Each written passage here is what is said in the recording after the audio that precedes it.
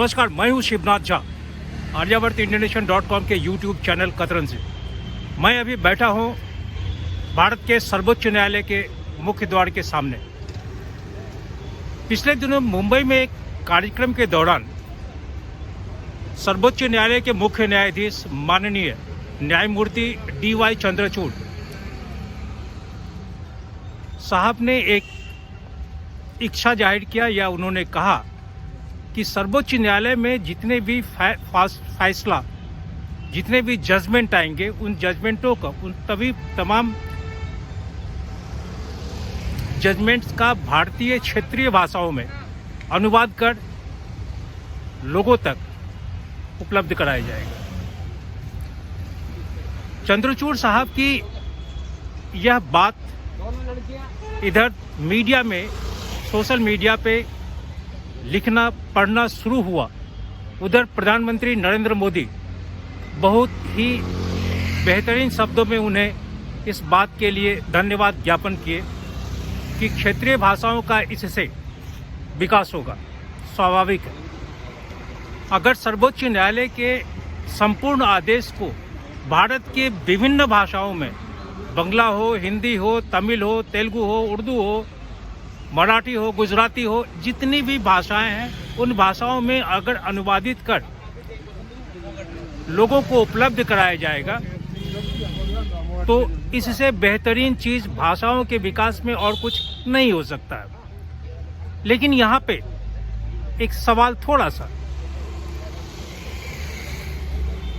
इन भाषाओं के में अनुवाद करने के पश्चात स्वाभाविक है कि बहुत सारे लोगों को रोजगार के अवसर भी मिलेंगे।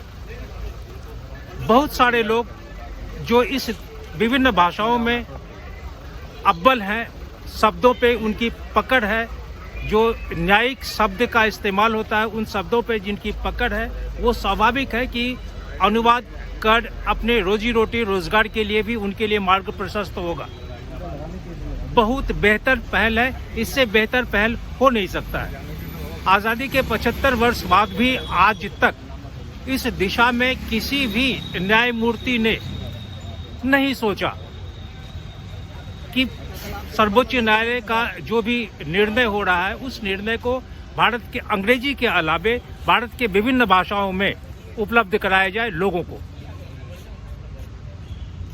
लेकिन मैं उतना ज्ञानी नहीं हूँ, महात्मा नहीं हूँ, कानूनविद नहीं हूँ।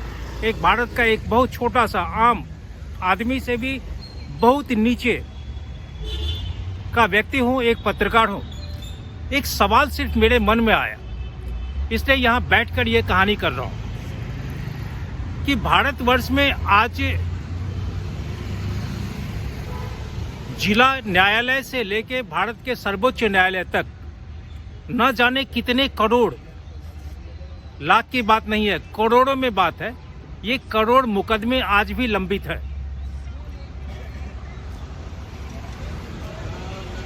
आज भी न्यायालय में तमाम लोग न्याय के लिए चक्कर लगाते हैं। कई लोग चक्कर लगाते लगाते मर गए। न्याय की प्रतीक्षा में कई लोग अपनी अंतिम सांस लेके ईश्वर के दरबार में उपस्थित हो गए। लेकिन कभी भारत की न्यायिक व्यवस्था, मैं नहीं कहूंगा कि सोचा नहीं है, जरूर सोचा है, लेकिन 4 करोड़ों मुकदमों का लंबित होना चंद्रचूड़ साहब को, न्यायमूर्ति चंद्रचूड़ साहब को के अतिरिक्त सर्वोच्च न्यायालय के और जितने भी न्यायमूर्ति गण हैं, उन्हें इस दिशा में ज्यादा पहल करने की जरूरत है कि जो लंबित मुकदमे हैं उसे अधिक से अधिक तीव्रता के साथ उसका निष्पादन हो, चाहे वह आदेश अंग्रेजी में ही क्यों नहीं हो।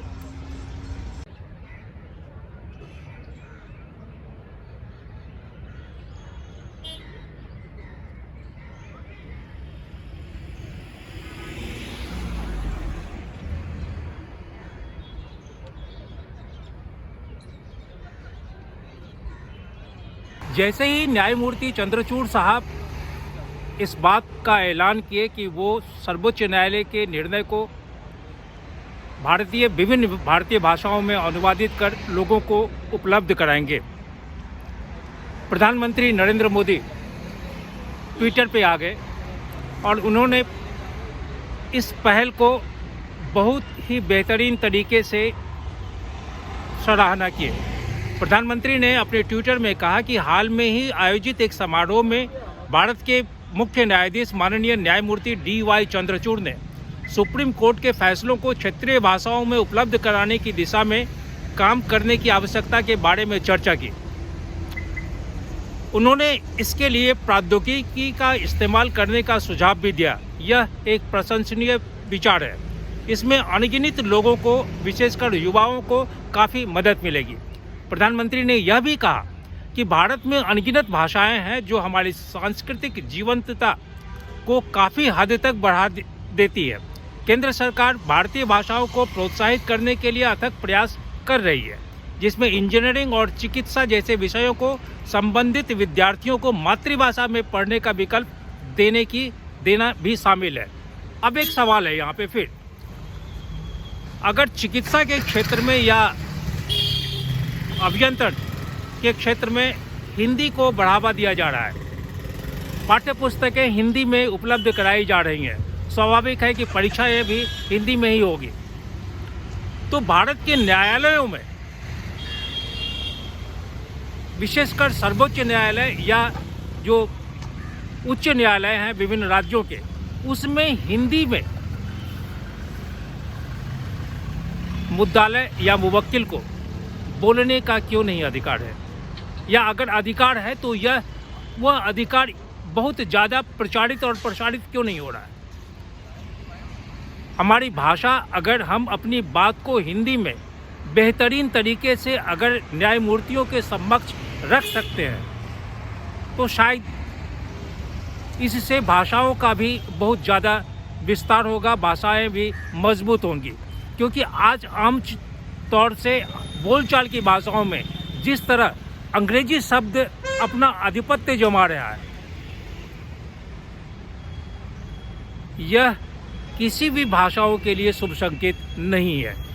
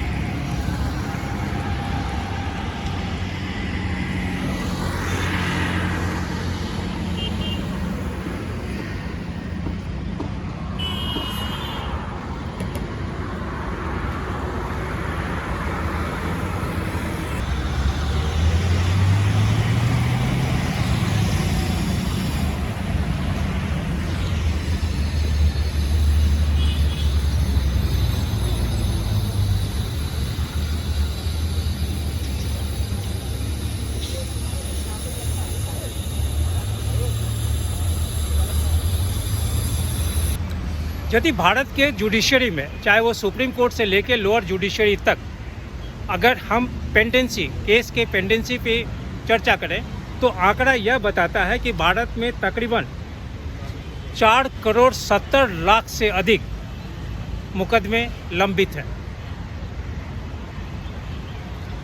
4 करोड़ 70 लाख मुकदमों का लंबित होना, यह एक भारतीय न्यायिक व्यवस्था के लिए खुद, प्रशासनिक व्यवस्था के लिए खुद एक बहुत बड़ा प्रश्न चिन्ह लगाता है। आंकड़े यह भी बताते हैं कि इन 4 करोड़ 70 लाख पेंडिंग केसेस में तकरीबन 87.4% केस सबऑर्डिनेट कोर्ट में लंबित है। सबऑर्डिनेट कोर्ट में जहां क्रिमिनल जस्टिस सिस्टम की बात, एक क्रिमिनल्स का सबऑर्डिनेट कोर्ट में डायरेक्ट इन्वॉल्वमेंट होता है, वहीं ट्रायल होता है, वहीं सारी वादी प्रतिवादियों के साथ बातचीत होते हैं, वहीं मुकदमा चलता है, वहीं न्याय होता है। तो इतने बड़ी संख्या में अगर 4 करोड़ 70 लाख मुकदमे में अगर 87.4% केस सबऑर्डिनेट कोर्ट में लंबित हैं, तो यह भी हमारी न्यायिक व्यवस्था, न्यायिक प्रशासन के लिए एक प्रश्न चिन्ह है। इस संपूर्ण जो लंबित मुकदमे हैं उसमें तकरीबन 12.4% भारत के हाई कोर्ट्स में केसेस पेंडिंग हैं और इसमें 1,82,000 के मुकदमे, 1,82,000 के आसपास के मुकदमे पिछले 30 साल से लंबित हैं। यह शुभ संकेत नहीं है। ही नहीं मैं जिस जगह पे खड़ा हूँ यह तिलक मार्ग आगे भारत के सर्वोच्च न्यायालय के जोड़ता। तिलक मार्ग पे 2 कोर्ट हैं, एक पटियाला हाउस कोर्ट। यह पटियाला हाउस कोर्ट पहले, आज जहाँ पार्लियामेंट थाना है वहाँ पहले कोर्ट होता था, बाद में पटियाला हाउस कोर्ट यहाँ शिफ्ट हुआ। सुप्रीम कोर्ट में तकरीबन 71,411 केस लंबित हैं। इसमें आप अंदाज़ा लगाएं कि हाईएस्ट जुडिशरी में अगर मुकदमे इतने लंबित होंगे तो सबऑर्डिनेट कोर्ट्स में न्याय की आशा करना या लंबित नहीं होना यह सोचा नहीं जा सकता है। सुप्रीम कोर्ट में करीब 71,411 लंबित मुकदमों में करीब 56,365 मुकदमे सिविल हैं और 15,076 मुकदमे क्रिमिनल केस से संबंधित हैं। इसमें आंकड़ा भारत सरकार के जो कानून मंत्रालय हैं या फिर भारत सरकार में जो संसद है, संसद में ये जवाब में एक प्रश्न के उत्तर में यह कहा गया था कि सुप्रीम कोर्ट में जितने लंबित मुकदमे हैं उस मुकदमे में तकरीबन 10,491 मुकदमों में ऑर्डर, आदेश, सुनवाई पूरी हो गई है। वादी प्रतिवादी अपना अपना तर्क वितर्क दे चुके हैं, परंतु निर्णय लंबित है। 10,491 मुकदमे। ये कहा जाता है कि इन लंबित मुकदमों में करीब 18,134 मुकदमे 5 साल से 10 साल तक लंबित है।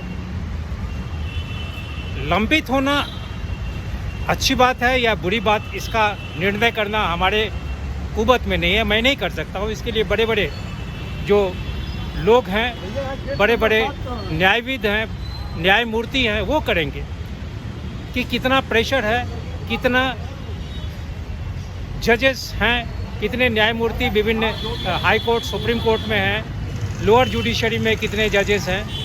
लेकिन एक बात पक्का है कि भारत के जो लोग हैं, भारत के लोगों का किसी भी राजनीतिक पार्टी, किसी भी राजनेता पे, किसी भी सरकार पे भले विश्वास न हो, लेकिन भारत के लोगों का भारत की न्यायिक व्यवस्था पे बहुत विश्वास है। यहाँ के न्यायविदों पे बहुत विश्वास है, भारत के न्यायमूर्तियों पे बहुत विश्वास है। लेकिन एक सबसे बड़ा सवाल ये होता है कि अगर इतने लंबित, इतने दिनों के बाद न्याय मिलता भी है, चाहे पक्ष में मिले अथवा विपक्ष में मिले, तो वैसा न्याय कैसा? बहुत सारे लोगों को न्याय मिला है, लेकिन ऐसे बहुत सारे मुकदमों में जब न्याय मिला है उस समय जिनके लिए यह मुकदमा चल रहा था, जो पक्ष में थे या विपक्ष में थे, वादी थे, प्रतिवादी थे, उनकी मृत्यु हो चुकी होती है, वो जीवित नहीं होते हैं। तो मृत्यु के बाद अगर न्याय मिला तो यह न्याय किसके लिए, कैसा? विगत दिनों भारत के जो ऊपरी सदन है, राज्यसभा में एक अनस्टार्ट क्वेश्चन के जवाब में देते हुए जो कानून मंत्रालय है उसने कहा कि भारतवर्ष के तमाम 25 जो उच्च न्यायालय हैं, उस 25 उच्च न्यायालय में 42,99,954 सिविल मुकदमे लंबित हैं, 16,55,953 क्रिमिनल मुकदमे लंबित हैं और कुल 59,55,907 मुकदमे भारत के 25 हाई कोर्ट्स में लंबित हैं। यह न्यायिक व्यवस्था के लिए, न्यायविदों के लिए, न्यायमूर्तियों के लिए भारत के लोगों का उनके प्रति विश्वास बहुत अडिग होने के बाद भी विश्वास डगमगाने लगता है कि इतने लंबित केस, इतने लंबित मुकदमे के बाद अगर न्याय ना मिले, समय पर न्याय नहीं मिले, तो फिर कैसी न्याय। अब सबसे महत्वपूर्ण सवाल यह है कि भारतवर्ष में न्यायिक व्यवस्था को लेकर जब भी यह बात होती है कि सब लोअर जुडिशरी से लेकर सुप्रीम कोर्ट तक पेंडेंसी दिनों दिन बढ़ता चला जा रहा है और उसे देखने वाला, ऑर्डर होने वाला नहीं हो रहा। तो न्यायिक व्यवस्था की तरफ से एक बहुत बड़ा सवाल उठता था कि हमारे पास जज नहीं है, हमारे पास चाहे सुप्रीम कोर्ट के जज हों, हाई कोर्ट के जज हों, लोअर जुडिशरी के जुडिशल अधिकारी लोग हों, जजेस हों, नहीं है। लेकिन सरकारी आंकड़े बता रहे हैं कि अभी तक सुप्रीम कोर्ट में 2022 तक 46 नए न्यायमूर्तियों की नियुक्ति हुई है। हाई कोर्ट में तकरीबन 769 नए न्यायमूर्ति आए हैं और 619 एडिशनल जजेस को परमानेंट किया गया है। टोटल स्ट्रेंथ जो हाई कोर्ट का है वो जो पहले 2014 में 906 था वह बढ़कर 1008 हो गया है 2022 में। लोअर जुडिशरी में 19,518 अधिकारी थे, जुडिशल ऑफिसर या जो जजेस थे, जिनकी संख्या बढ़कर 24,613 हो गई है।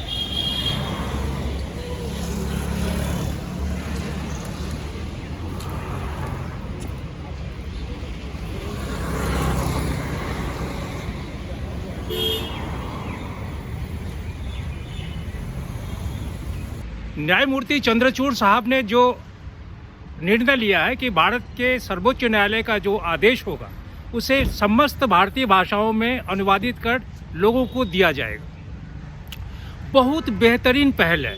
इससे भारतीय भाषाओं का विकास होगा, मजबूत होगा, सब चीज़ दुरुस्त है। लेकिन चंद्रचूड़ साहब को ही नहीं, सर्वोच्च न्यायालय के जितने भी बड़े बड़े न्यायविद, न्यायाधीश ये हैं, उन्हें इस बात पे अधिक पहल करने की अभी की ज़रूरत है कि भारत में तकरीबन 4 करोड़ से ज़्यादा मुकदमा भारत के न्यायालय में लंबित है। जो मुकदमा लंबित है, जिन्होंने मुकदमा दायर किया या जो मुकदमा लड़ रहे हैं, उन्हें आप अंग्रेजी में ही आदेश दें, लेकिन न्याय दें, उन्हें जल्दी न्याय दें। हिंदी में, उर्दू में, बांग्ला में, तमिल में, तेलुगु में, मराठी में, आप किसी भी भाषा में उन्हें आदेश दे सकते हैं सर्वोच्च न्यायालय का। लेकिन उसे न्याय मिलेगा या नहीं मिलेगा, इसकी गारंटी नहीं है, क्योंकि 4 करोड़ से अधिक मुकदमा का लंबित होना भारतीय न्यायिक व्यवस्था में, यह मैं क्या बोलूं, मैं तो बहुत छोटा सा पत्रकार हूं, बहुत छोटा सा। लेकिन मेरे बाबूजी बोलते थे कि लंगड़ा के तुतला के बोलो, हल्का के बोलो, लेकिन बोलो जरूर। इसलिए मैं बोल रहा हूँ, भाषाओं के नाम पे, भाषाओं को, सुप्रीम कोर्ट के जजमेंट को हिंदी में, उर्दू में, बांग्ला में, तमिल में, तेलुगु में, आप किसी भी भाषा में दे सकते हैं। लेकिन अगर उस व्यक्ति को जीवन के, अपने जीवन जब तक वो सांस ले रहा है, अगर निर्णय नहीं मिले सकारात्मक, तो ऐसे निर्णय का क्या फ़ायदा कि उसे बांग्ला में मिलता है या हिंदी में मिलता है। बहुत सारे लोगों को हो सकता है ये बात, बहुत सारे लोगों को अपच हो जाए। ये सुनकर, इस बात को सुन के बहुत सारे लोग हम पे नाराज हो जाएं। लेकिन कभी अपने दिल पे हाथ रख के सोचिएगा, जीवन पर्यंत लोग अपना पेट काट के लड़ता है कि उसे न्याय मिलेगा। उसके परिवार के, उसके माता पिता, उसके बाल बच्चे, उसकी पत्नी, सभी इस उम्मीद में रहते हैं कि न्याय मिलेगा। लेकिन जीवन पर्यंत लड़ते लड़ते भी अगर न्याय नहीं मिले, 4 करोड़ से ज़्यादा मुकदमा अगर लंबित है, तो फिर न्यायिक व्यवस्था, न्यायविदों को, न्यायमूर्तियों को यह बात आज सोचने का समय है। इसमें किसी तरह की राजनीति नहीं होनी चाहिए कि प्रधानमंत्री ने ट्वीट कर दिया कि आप बहुत अच्छे पहल कर रहे हैं, भाषा का ऐसे मजबूत होगा, आप खुश हो गए। नहीं, न्याय चाहिए लोगों को, समय पर न्याय दीजिए।